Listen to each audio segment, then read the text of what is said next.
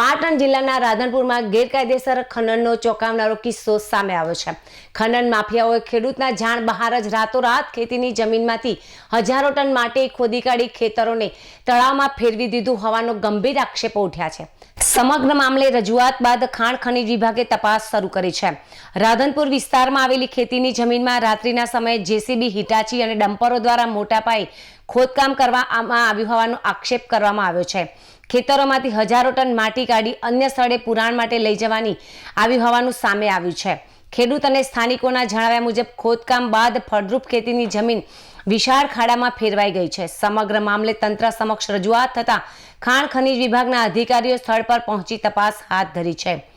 મદદનીશ ખાણ ખનીજ અધિકારીના જણાવ્યા મુજબ ખોદકામ થયાનું પ્રાથમિક રીતે જણાઈ રહ્યું છે।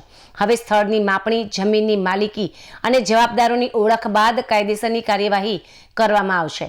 સવાલ એ છે કે જો રાત્રે કલાકો સુધી ભારે મશીનરીથી ખોદકામ થતું હતું તો સ્થાનિક તંત્ર અને જવાબદાર વિભાગોની નજર કેમ ન પડી?